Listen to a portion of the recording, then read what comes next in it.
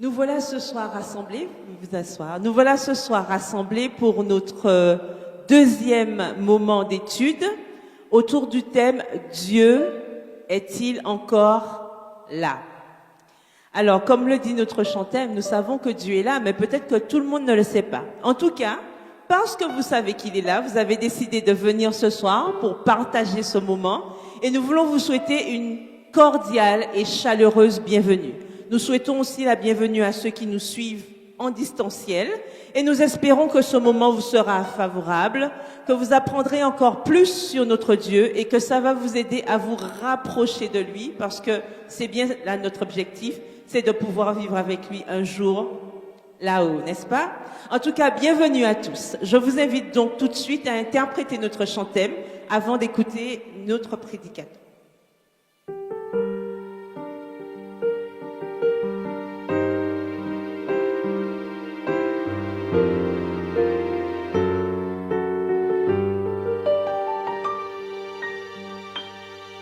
Dans ce monde tout à l'envers, certains se demandent quoi faire. Beaucoup avancent sans repère. Passons de vie à trépas, d'autres veulent savoir pourquoi leur vie ne s'améliore pas, se demandant si Dieu est encore là.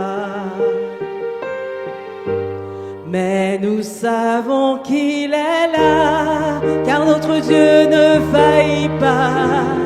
Il a promis d'être toujours là, il nous guide à chaque pas. Parce que Dieu ne rate rien, nous pouvons être sereins, car notre Dieu est là. Mais nous savons qu'il est là, car notre Dieu ne faillit pas.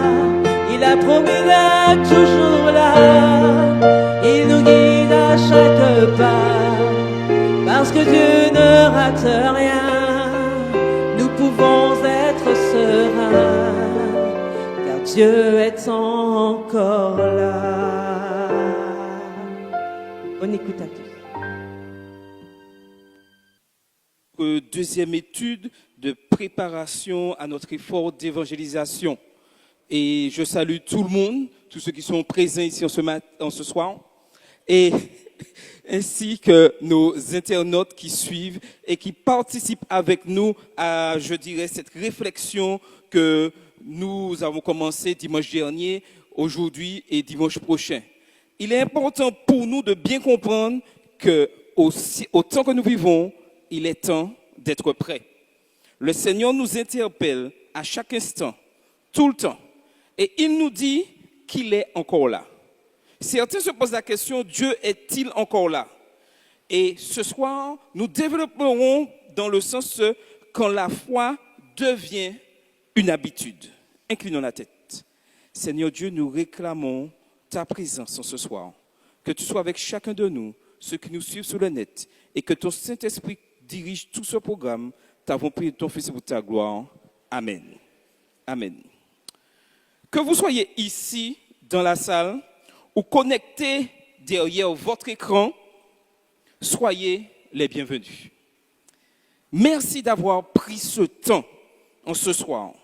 Ce n'est pas anodin. Il n'y a pas de hasard. Ce soir, nous ne sommes pas réunis pour une conférence de plus, non. Ni pour un message à consommer rapidement, non plus.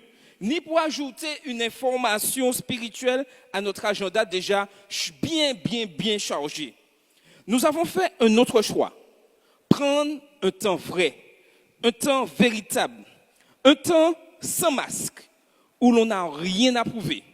Un temps sans posture religieuse, où l'on n'a pas besoin de jouer un rôle.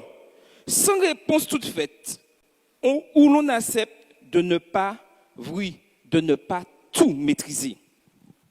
Beaucoup de personnes se posent, je dirais, cette question parfois en silence, parfois au fond du cœur. Cette question, Dieu est-il encore là? Ce n'est pas une question de rebelle, et je le disais dimanche dernier, ce n'est pas une question d'athée. Ce n'est pas non plus forcément une question de quelqu'un qui a tout abandonné. C'est souvent une question de quelqu'un qui a cru, de quelqu'un qui croit encore, mais qui ne ressent plus les choses comme avant. Quelqu'un qui prie, mais avec moins d'élan. Quelqu'un qui vient, mais avec moins d'attente. Quelqu'un qui se souvient d'un temps où Dieu paraissait proche et qui se demande pourquoi ce temps semble être si éloigné.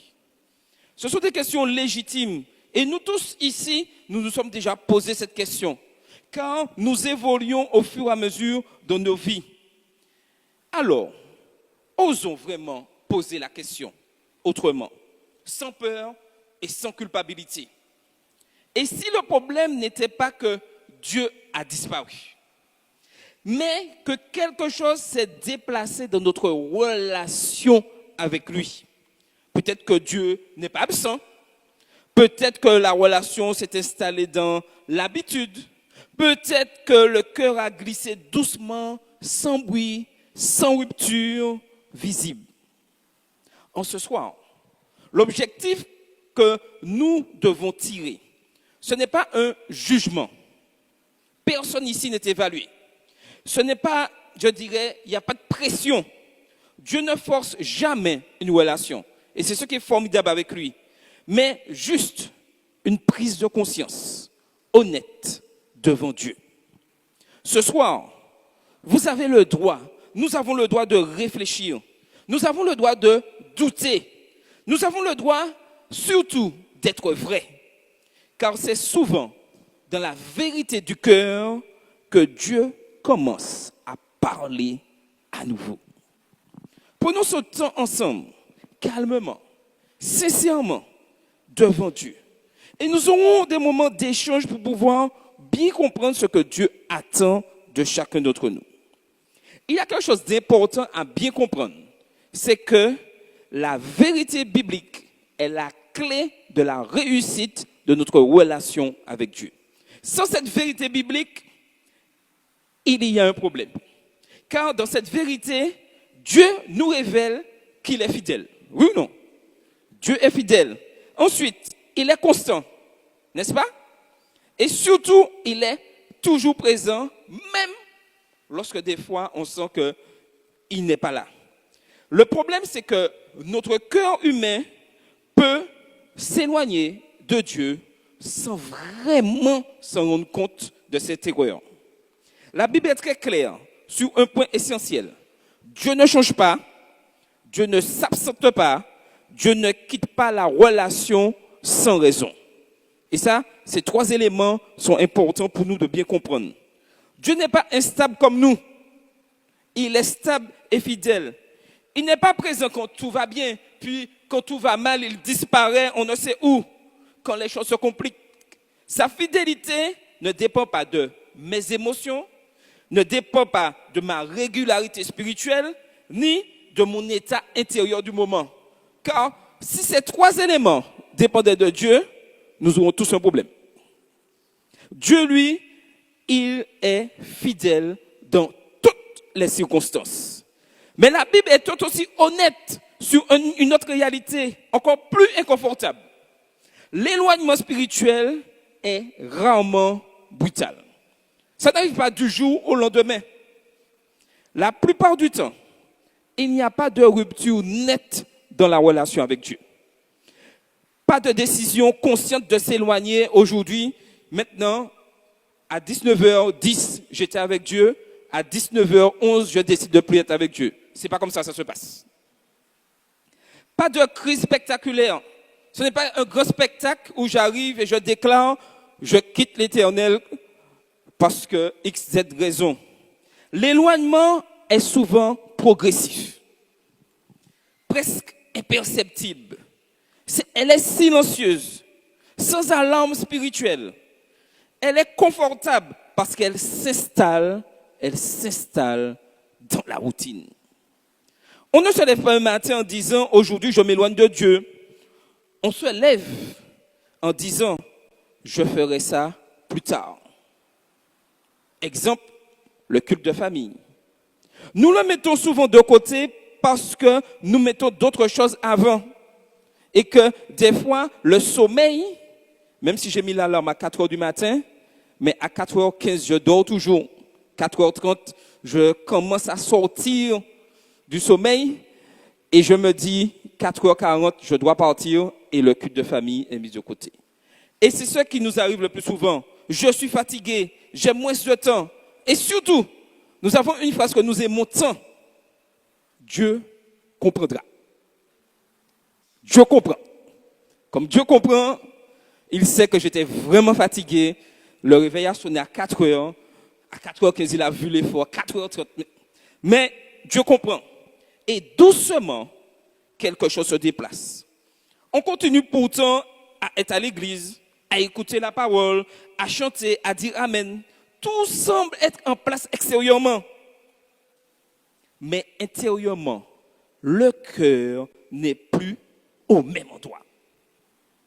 La présence physique est là. La présence religieuse, elle est là aussi.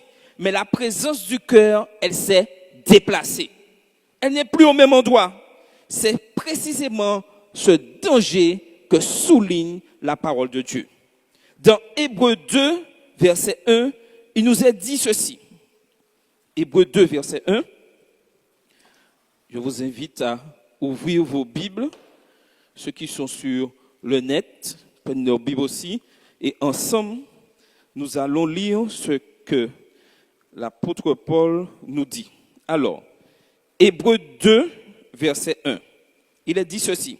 C'est pourquoi nous devons d'autant plus nous attacher aux choses que nous avons entendues, de peur que nous ne soyons emportés loin d'elles. Remarquez bien, le texte ne parle pas là de, je dirais, de rébellion ouverte. Il parle de glissement. Glissement. D'un éloignement qui se fait pendant que l'on continue à entendre, à fréquenter, à participer. Dieu n'a pas changé de place. Il est toujours au même endroit. C'est parfois nous qui avons déplacé notre priorité. Aujourd'hui, dans ce temps de réveil que nous vivons, il est important que nous puissions être sincères avec nous. Quelle est ma priorité?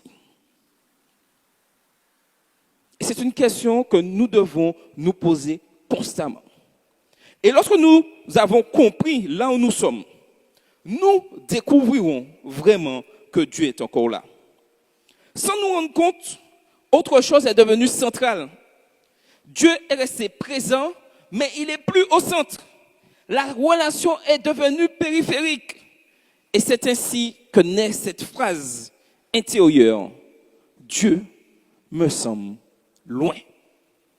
Dieu me semble loin.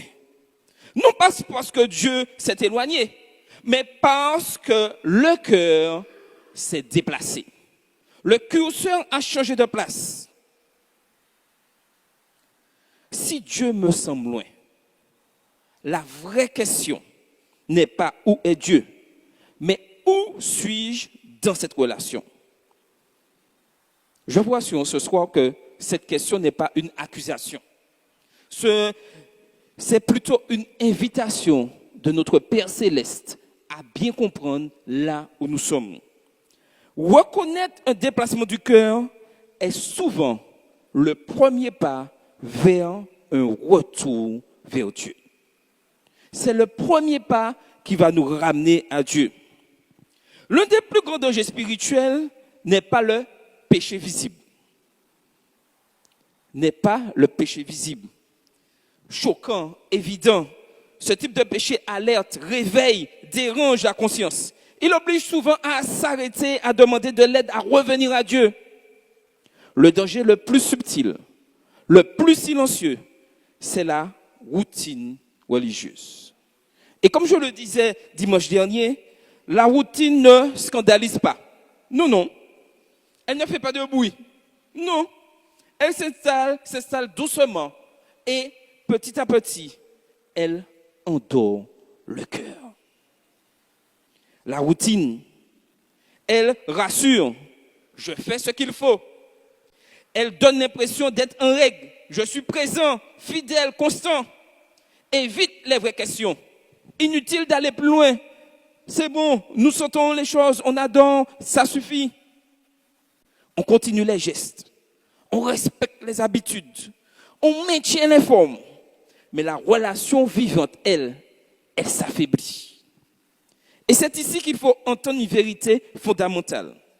Dieu ne cherche pas une pratique. Non, non. Il cherche à avoir une véritable relation vivante avec chacun d'entre nous. Et il est important que nous puissions prendre conscience de cela pour pouvoir avancer dans ce 21e siècle où les choses deviennent de plus en plus difficiles. Dieu ne s'est jamais contenté de rites bien exécutés. Il n'a jamais été impressionné par la régularité sans amour. Il cherche un cœur engagé, pas une foi automatique. Arrêtons-nous un instant et réfléchissons. Avons-nous ce cœur engagé que Dieu souhaite? Sans un cœur engagé véritablement, la mission perd son sens. Et nous sommes tous engagés dans la mission, sans exception. Notre engagement envers Dieu qualifiera la qualité de la mission. Mais la mission, elle sera toujours là. Mais est-ce que nous accompagnerons véritablement la mission? Ouvrons nos Bibles dans Apocalypse 2, verset 4. Apocalypse 2, le dernier livre de la Bible. Apocalypse, le chapitre 2. Alors, ça a été écrit par l'apôtre Jean, alors qu'il se trouvait sur l'île de Patmos. Apocalypse 2, verset 4. Et c'est Jésus lui-même qui parle ici. Mais ce que j'ai contre toi, c'est que tu as abandonné ton premier amour. Ce que j'ai contre toi, c'est que tu as abandonné ton premier amour. Vous remarquez quelque chose dans ce texte-là. Cette église dont Christ parle là, elle travaille. Oui ou non? Elle est en action. Elle persévère. Oui, elle accomplit la mission. Elle fait beaucoup de choses justes. Oui. Mais quelque chose d'essentiel a disparu. L'amour vivant de la relation. La routine permet alors des paradoxes spirituels vraiment troublants. On peut prier, oui, on peut prier sans parler vraiment à Dieu. Un paradoxe, hein? La prière devient une récitation, une habitude, un réflexe sans écoute. Je reviens à mon exemple de tout à l'heure. 4h, 4h15, 4h30, 4h40. Enfin, je me réveille. Comme j'ai pris beaucoup de retard, Seigneur Jésus, merci pour la nuit, protège-moi au cours de la journée. Et tout de suite, je suis parti. Voilà une prière routinière. Une prière qu'on fait par habitude, réflexe. Des fois, on ne se rappelle même pas ce qu'on a dit. Parce que notre tête est déjà dans la mission, entre guillemets, du travail. Et que la prière, c'est juste, je dirais, une bénédiction matinale rapidement pour se sentir bien. Et ce n'est pas ça que Dieu nous demande. On peut lire la Bible aussi sans l'écouter. Les mots passent par les yeux. Nous lisons le questionnaire du sabbat de manière diagonale rapidement. Mais si vous nous interrogez 2 secondes plus tard, nous ne savons même pas ce que nous avons lu. Mais ces paroles n'atteignent pas le cœur. La parole informe, oui, on l'entend, mais elle ne transforme pas. On peut servir, et c'est là encore un grand paradoxe. On peut servir sans être connecté au cœur de Dieu. Je peux être en action dans l'église sans être connecté au cœur de Dieu. On fait des choses pour Dieu, oui, sans marcher réellement avec lui. Et Jésus dénonce cette réalité avec une clarté vraiment saisissante dans Matthieu 15, verset 8. Matthieu 15, verset 8, c'est le premier livre du Nouveau Testament. Matthieu 15, verset 8. Et il nous est dit là, et c'est Jésus qui parle à nouveau, et il est dit, Matthieu 15, verset 8, « Ce peuple m'honore des lèvres, mais son cœur est éloigné de moi. » Ce peuple m'honore des lèvres, mais son cœur est éloigné de moi. Le problème, ce n'est pas, je dirais, n'est donc pas l'absence de religion. Non. Le problème, c'est une religion sans relation. Et le plus dangereux, c'est que la routine, oui. Oui, tu me disais, oui. Ah, d'accord. Je disais, le problème n'est donc pas l'absence de religion, mais le problème, c'est une religion sans relation avec le Dieu suprême. Voilà le problème. Et le plus dangereux, c'est que la routine peut durer longtemps, très longtemps. Une routine sans conflit, sans scandale, sans opposition visible. Et on se dit, ok, c'est que tout va bien. Tout semble fonctionner. Tout va à merveille. Mais il manque l'essentiel, une communion réelle avec Dieu. Il manque l'essentiel. Maintenant, nous allons échanger un peu. Et je vais inviter les internautes à participer sur le chat comme la semaine dernière. Et je vais poser cette question. Selon vous, qu'est-ce qui transforme le plus facilement une relation avec Dieu en routine? Dites-moi. Vous avez des exemples à l'écran, mais il faudra un peu développer quand même.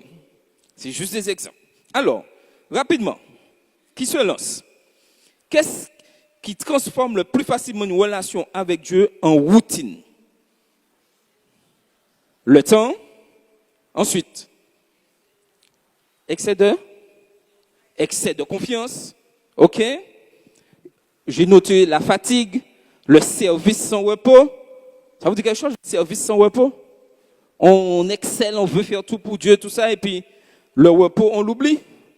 Et n'oublions pas qu'il nous est recommandé de faire 8 heures de sommeil par jour.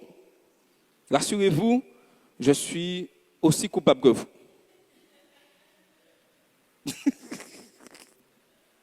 Mais nous devons faire aussi, mais tout ceci amène, je dirais, à la routine. Le manque de temps intentionnel avec Dieu. Et j'insiste sur ce mot intentionnel avec Dieu. Parce que, comme je le disais, on peut être là, on est assis, on lit la parole de Dieu, tout ça, mais si elle ne nous transforme pas, à quoi ça c'est, entre guillemets, de continuer à prier, continuer à étudier? Et c'est ça la routine. La routine fait croire que tout va bien, mais la parole de Dieu doit me transformer. Ce que je faisais hier de mal, je ne peux pas continuer à le faire aujourd'hui et surtout pas demain. Puisque je suis un étudiant fidèle de la parole de Dieu. Et cette question n'est pas là pour nous accuser en ce soir. C'est pas pour ça que cette question nous est posée. Non, elle est là juste pour réveiller. Et c'est là le sens de l'étude, je dirais, de ce soir. Le réveil. Il est important que nous puissions passer à ce stade. Car Dieu ne condamne pas ceux qui sont tombés dans l'habitude. Non, Dieu ne les condamne pas. Il les appelle à revenir à une relation vivante. Vous savez le problème avec la relation vivante, c'est quoi? Est-ce que vous savez c'est quoi le problème? Devinez. C'est quoi le problème d'une relation vivante? Ça peut être selon vous. Alors, ça peut être quoi le problème de relation vivante, selon vous? À l'encontre de notre nature, oui, qui est notre idée. Vous savez c'est quoi? C'est que ça se voit. Ça se voit. Je ne peux pas dire que j'ai une relation vivante avec Dieu et que ça ne se voit pas. Et des fois, c'est ça qui nous pose problème. Ça se voit dans mes relations avec mes frères et sœurs, dans mes relations avec le voisinage, la manière que je fonctionne au sein de l'église. J'ai pas compris?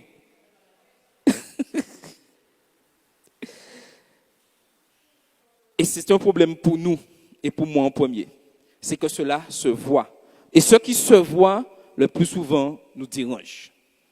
Avec la routine, tout semble être tranquille. Ça ne se voit pas tranquille, tout le monde est là. Mais lorsque je suis dans une relation avec Christ, une relation sincère, cela se voit par mon fonctionnement les uns avec les autres au sein de la communauté. Et cela se voit de ma manière, je dirais, d'aborder les conflits. Cela se voit de ma manière de la compassion que j'ai vis-à-vis de mes frères et sœurs, de ceux qui souffrent. Cela se voit parce que je suis à l'image du Christ. Donc, cela se voit. Car Dieu ne condamne pas ceux qui sont tombés dans l'habitude. Il les appelle à avoir cette relation vivante, car cela doit se voir. Et souvent, le réveil commence simplement par cette prise de conscience seulement. Je fais encore beaucoup, mais je ne vis plus vraiment avec Dieu. La question, est-ce que je vis vraiment avec Dieu? Et c'est une question qui nous interpelle tous en tant qu'adventistes du 7e jour, en tant qu'étudiants de la parole de Dieu. Je ne peux pas étudier la parole de Dieu régulièrement, constamment. Je ne peux pas me dire enfant du Christ et ne pas être pleinement engagé dans la mission. C'est incompatible. Et comme je le disais la semaine dernière, nous cherchons toujours des excuses. Et lorsque nous entrons dans ce processus d'excuses, c'est que nous sommes entrés dans la routine. Parce que la mission n'accepte aucune excuse. L'engagement envers Christ n'accepte aucune excuse parce que, comme l'apôtre Paul nous dit, ce n'est plus moi qui vis, c'est Christ qui vit en moi. Et c'est précisément à ce moment-là que nous prenons conscience que Dieu commence à restaurer la relation. C'est pour cela que je disais plutôt avoir des doutes, se poser des questions, il n'y a aucun mal à ça. Car c'est le début de la prise de conscience que nous souhaitons que Christ restaure cette relation avec nous. Donc, c'est bien de se poser la question, mais une fois que nous avons planté le décor, nous devons chercher, avec l'aide de Dieu, à restaurer cette relation. La semaine dernière, nous parlions du silence de Dieu. Et j'aimerais un peu développer cette partie-là. C'est vrai que le silence de Dieu, c'est quelque chose qui nous dérange énormément. Et comme je le disais le plus souvent, comme je le disais la semaine dernière, le silence de Dieu est une réponse. Le problème, c'est que cette réponse nous dérange. On est mal à l'aise avec.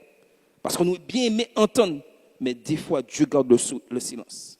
Mais lorsque Dieu est silencieux, cela ne veut pas dire qu'il n'est plus là. Cela ne veut pas dire qu'il ne nous écoute pas, non. Ou que j'ai dû faire quelque chose de mal et puis que Dieu s'est éloigné de moi. Non, non, non. Ce silence, le plus souvent, nous met mal à l'aise dans nos relations humaines. Le silence est souvent synonyme de distance ou de rupture. Je prends par exemple dans un couple. Si l'épouse dit à son mari « je t'aime » et qu'il continue sans répondre, comme s'il n'a pas entendu, 1 jour, 2 jours, 3 jours, 4 jours. Donc je suis sûr avec certaines femmes, ça ne va pas durer 1 jour. Mais j'exagère, je passe à 4 jours. Vous n'allez pas prendre ça, hein? Ah non, vous n'allez pas prendre ça. Les femmes qui sont présentes sur le net, vous n'allez pas prendre ça, dites-moi. Non. Et c'est là, nous ne supportons pas ce silence. Parce que le silence, le plus souvent pour l'être humain, est synonyme, je dirais, de manque de respect, de manque d'amour. Mais le silence de Dieu, c'est autre chose. Oui, la Bible nous apprend autre chose et je dirais de beaucoup plus profond sur le silence de Dieu. Le silence de Dieu n'est pas forcément une absence. Elle est souvent une invitation.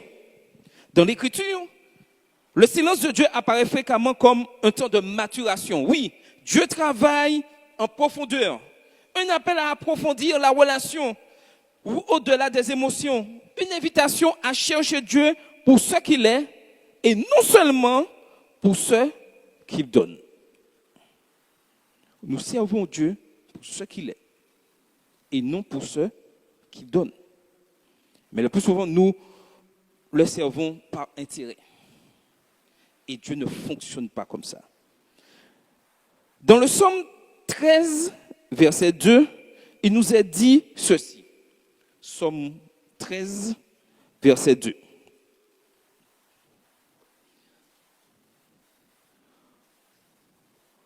Je disais le psaume 13. Psaume 13, verset 2. Nos amis internautes, je vais tout le monde à chercher dans la parole de Dieu. Il nous est dit ici, jusque à quand, Éternel, m'oublieras-tu sans cesse? Jusque à quand me cacheras-tu ta face? Ces paroles ne sont pas les paroles d'un incroyant. Hein? Non, non. Elles viennent d'un homme qui aime Dieu. Nous savons tous que David aime Dieu, oui ou non? David cherchait Dieu. Et même David avait une relation particulière avec Dieu parce qu'il parlait constamment avec lui. Et David, à ce moment-là, ressent le silence. Mais Dieu n'a pas quitté David. Dieu est toujours avec lui. Donc, le rejet, je dirais, le silence n'est donc pas un rejet. C'est parfois un espace que Dieu crée pour que la foi cesse de dépendre uniquement du ressenti.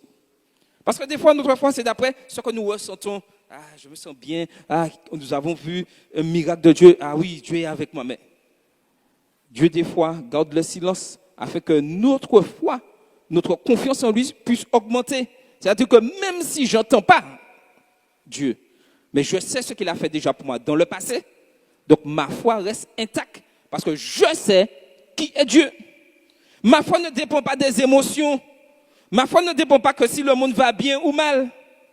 Ma foi dépend de ma relation avec Dieu, du passé, ce qu'il est avec moi, du présent, et parce que je sais ce qu'il m'a promis, l'espérance de la vie éternelle. Le silence, comme je disais, n'est pas un rejet. Cet espace que Dieu choisit. Job aussi a vécu cette expérience de manière encore plus intense.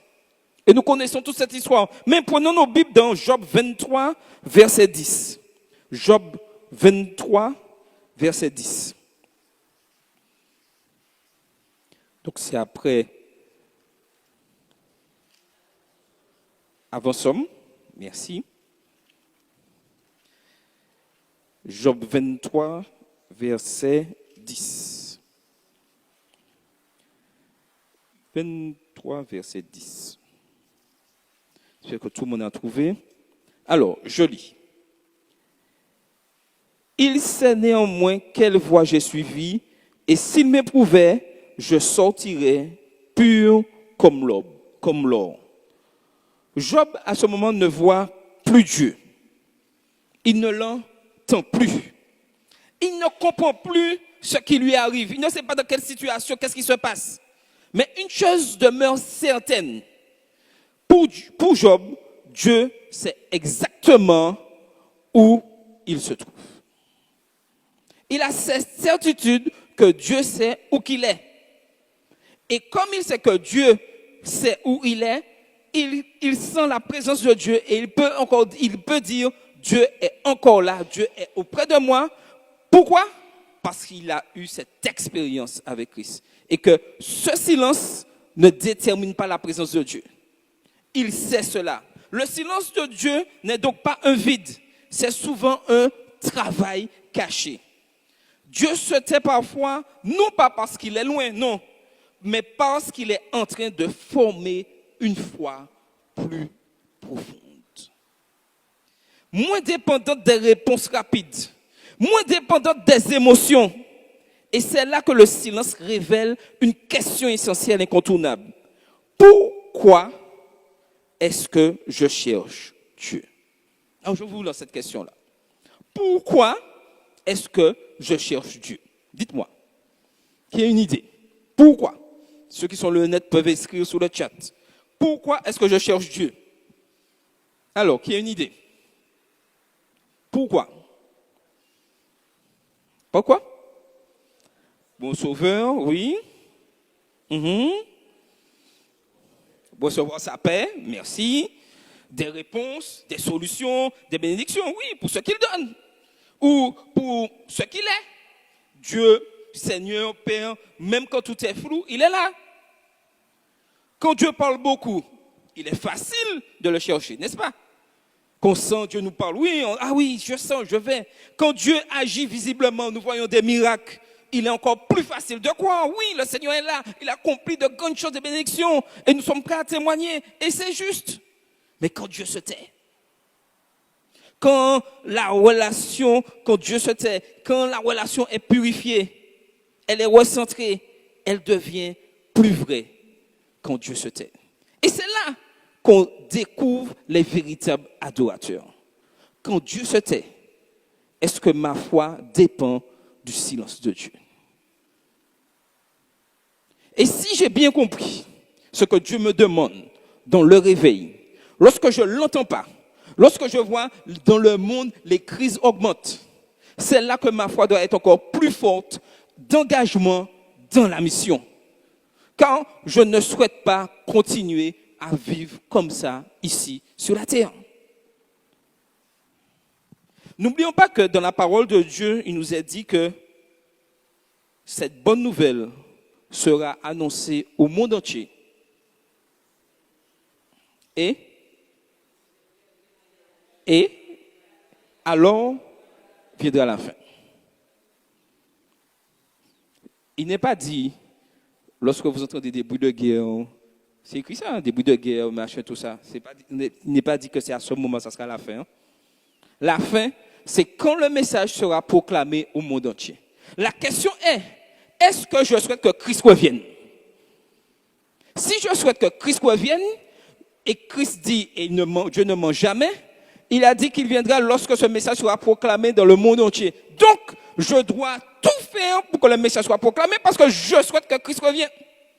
Mais grand paradoxe, c'est que des fois nous sommes contraires à ce que nous prêchons, ce que nous disons. On a l'impression que la mission ne nous intéresse pas. La fatigue l'emporte. Et puis on oublie la mission.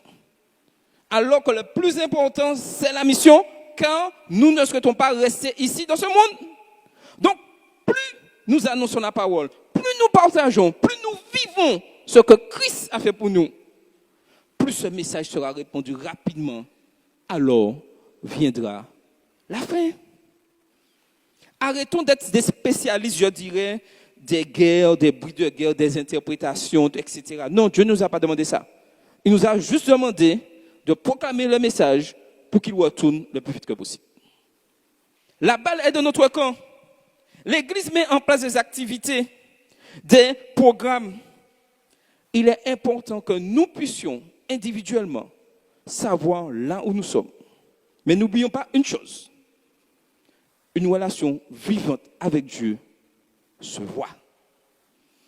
Et c'est là, je dirais, la difficulté que nous avons. Elle se voit. Je peux raconter tout ce que je veux. Dire, Dieu connaît mon cœur, Dieu connaît ma relation, Dieu comprend, Dieu sait tout ce que vous voulez. Mais si on ne me voit pas dans la mission, j'ai un problème avec la parole de Dieu. Et c'est là l'importance de comprendre le réveil. Reconnaître que nous avons un problème avec la parole de Dieu. Il est important que nous puissions prendre conscience. Car la bonne nouvelle de l'évangile est profondément libératrice. Dieu ne demande pas des performances. Non, il demande juste de la vérité. Dieu demande juste de la vérité. Dieu ne nous appelle pas à lui présenter une vie spirituelle bien maîtrisée, tout va bien, oui, je fais tout pour ne pas tomber dans le péché, Non. Dieu ne demande pas ça. Il ne nous demande pas d'être à la hauteur avant de revenir. Non. Il ne cherche pas une image propre. Il cherche un cœur vrai et repentant. Voilà ce que Dieu cherche. C'est pourquoi le retour vers Dieu commence rarement par un long discours théologique. Et des fois, nous aimons bien les longs discours théologiques, nous amener, faire comprendre. Non. Il commence souvent par une phrase simple, humble, mais puissante. Seigneur, voilà où j'en suis vraiment? Et c'est là l'importance du réveil. Chacun doit se poser cette question et dire au Seigneur, Seigneur, voilà où j'en suis vraiment. Et chacun connaît là où il est. Il y en a qui sont plus proches, plus éloignés, au milieu. Mais chacun doit pouvoir dire au Seigneur, humblement, Seigneur, voilà où j'en suis vraiment avec toi. Pas où je devrais être, non, selon les attentes religieuses, selon les beaux messages que les autres, non. Pas où les autres pensent que je suis, non. Mais où j'en suis moi, personnellement, réellement, où j'en suis réellement avec ma relation avec Dieu. Avec mes fatigues, avec mes incohérences, avec mes distances intérieures, avec mes silences, oui. C'est précisément à cet endroit que Dieu peut agir et veut agir en chacun de nous. Et le psalmiste le dit clairement dans le psaume 51 au verset 8. Ouvrons nos Bibles. Psaume 51, verset 8. Psaume 51, verset 8. Et je vais lire Psaume 51, verset 8. Mais tu veux que la vérité soit au fond du cœur, fais donc pénétrer la sagesse au dedans de moi. Fais donc pénétrer la sagesse au fond de moi. Dieu ne repousse jamais un vrai cœur, même brisé, confus, même en retard. La prise de conscience, le fait de reconnaître là où je suis, n'est pas une condamnation. Et ça, c'est l'ennemi qui veut nous faire croire, oui, tu doutes. Non. Pour Dieu, ce n'est pas une condamnation. C'est une porte ouverte au message. C'est une porte ouverte pour que Christ entre dans mon cœur. Et Christ est toujours prêt à saisir cette porte ouverte. Nous craignons parfois de regarder notre état spirituel en face. Et il faut que nous puissions le faire, par peur d'être jugés. Mais Dieu ne condamne pas celui qui vient à lui avec vérité. Dieu ne condamne pas celui qui vient avec lui avec vérité. Il accueille, il restaure, il relève. C'est exactement ce que la Bible dit dans 1 Jean 1, verset 9. 1 Jean 1, verset 9. Alors, 1 Jean 1, verset 9, c'est un peu avant le livre de l'Apocalypse.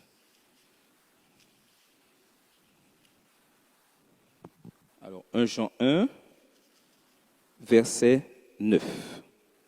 Il nous est dit ceci, 1 Jean 1, verset 9. Si nous confessons nos péchés, il est fidèle et juste pour nous les pardonner et pour nous purifier de toute iniquité.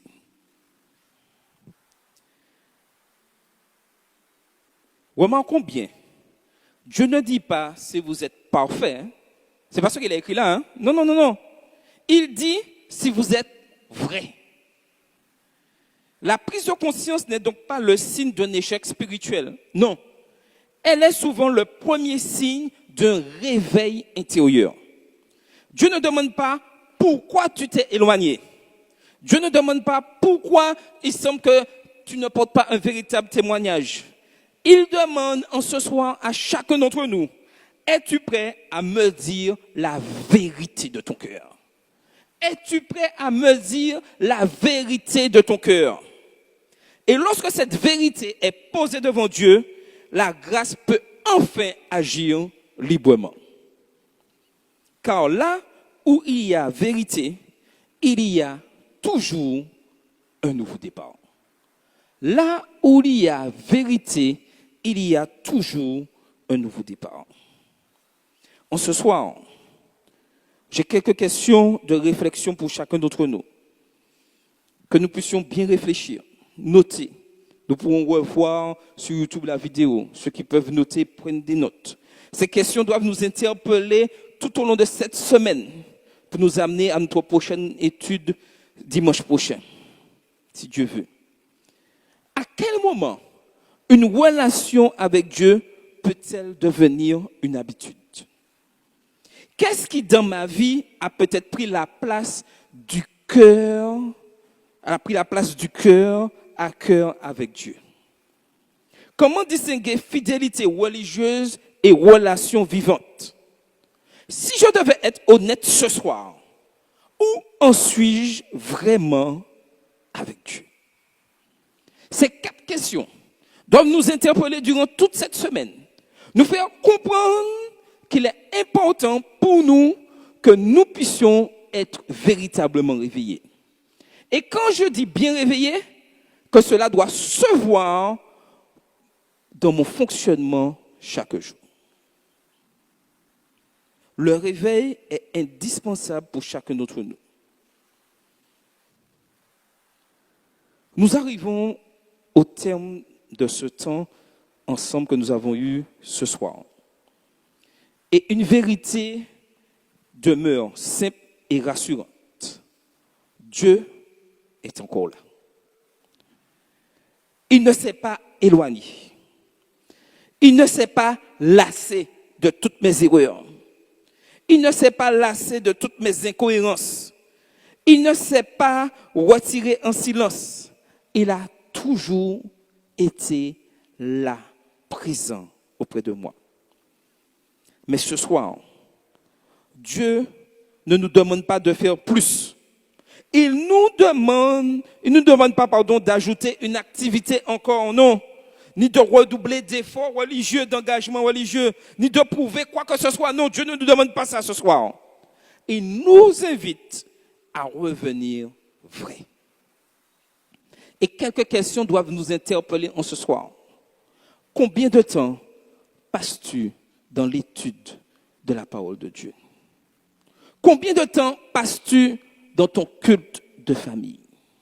Combien de temps passes-tu en prière chaque jour pour discuter avec Dieu? Il nous invite à revenir à la vérité. Il nous invite à revenir à l'essentiel.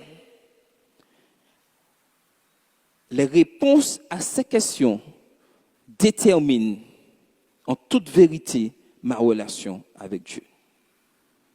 Les autres n'ont pas besoin de savoir qu'est-ce que je fais exactement. Moi, je sais combien de temps je passe dans la parole de Dieu. Combien de temps mes enfants passent en famille avec moi à étudier la parole de Dieu. Dieu nous invite à revenir à la vérité, à quitter l'habitude pour la relation, à quitter les mots appris pour une parole sincère, à quitter les apparences pour la vérité du cœur. Dieu ne cherche pas une foi parfaite, non. Il cherche un cœur ouvert, un cœur qui ose dire Seigneur, oui Seigneur, me voici tel que je suis.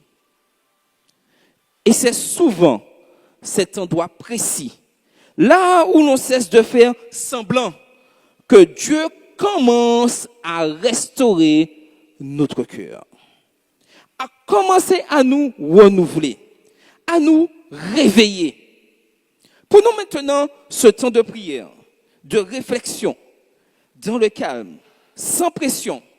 Chacun là où il est, dans la salle ou derrière l'écran.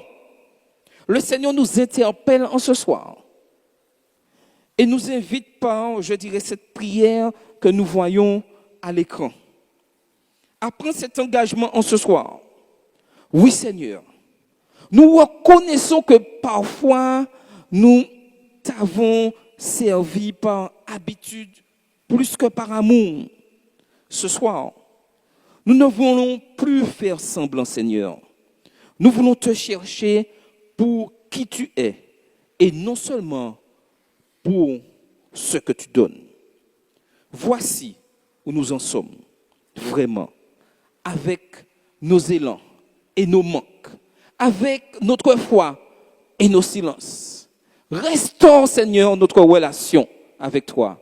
Réveille notre cœur. Ramène-nous à l'essentiel. Une relation vivante, oui, vivante avec toi. Nous te remettons, oui Seigneur, notre réponse. Oui Seigneur, nous te remettons notre réponse en ce soir. Amen. Amen. Que ce moment que nous avons vécu en ce soir ne soit pas une fin, mais le début, oui, le début d'un retour sincère avec Dieu. Que le Seigneur vous bénisse. Maranatha, Jésus revient bientôt. Amen. Je vais vous inviter à vous lever et nous chanterons notre chant-thème. Et je ferai une dernière prière de clôture, de remerciement et d'engagement ce soir. Chantons ce chant où nous découvrons vraiment que Dieu est encore là, il agit constamment. Chantons ensemble.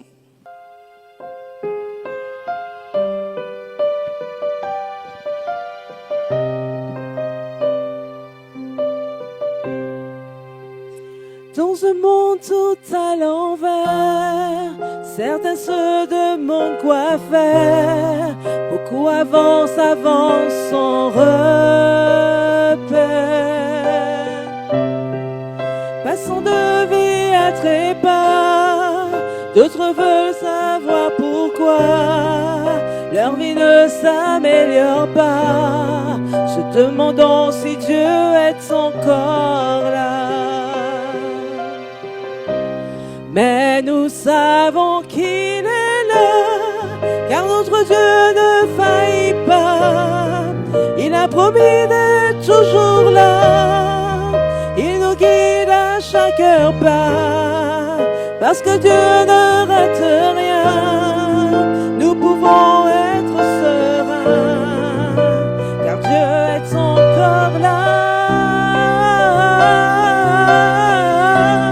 Mais nous savons qu'il est là, car notre Dieu ne faillit pas. Il a promis d'être toujours là, il nous guide à chaque pas. Parce que Dieu ne rate rien, nous pouvons être sereins, car Dieu est encore là. Inclinons la tête. Oui Seigneur, tu es encore là. Tu es toujours là. Tu as été là. Tu es là et tu seras encore là auprès de chacun d'entre nous. En ce soir, tu as entendu l'engagement que nous avons pris. Nous voulons te servir fidèlement, être toujours fidèle à tes ordonnances. Mais tu connais notre cœur, tu connais nos défaillances. Mais tu fais avec chacun d'entre nous, car tu souhaites que tous soient sauvés. Que nous puissions en ce soir être véritablement réveillés, être des lumières là où nous sommes et pouvoir annoncer que tu reviens bientôt, car nous avons hâte que tu reviennes, Seigneur. Nous plaçons ces moments d'étude entre tes mains. Cette semaine d'emphase que nous aurons très bientôt et ces 3 semaines d'évangélisation, Seigneur, permet que nos cœurs soient touchés par ces messages et qu'il nous donne cette force, cette énergie avec le Saint-Esprit pour pouvoir annoncer que tu reviens bientôt. Que ton église à Horeb soit une église militante, engageante et surtout remplie du Saint-Esprit et pleinement réveillée, Seigneur. Engage-nous dans la mission et que nous soyons toujours fidèles et que nous puissions, nous qui sommes présents ici, sur le net, partager aux autres au fur et à mesure et que comme des petits grains se répandent partout et que ton église soit véritablement engagée. Que notre exemple, qui est rattaché à ton image, puisse servir à l'évangélisation, Seigneur. Bénis-nous, sanctifie-nous, que nous puissions rentrer chez nous à bon port et nous retrouver très bientôt dans ta maison pour pouvoir continuer à t'adorer. Nous avons prié ton Fils et pour ta gloire. Amen.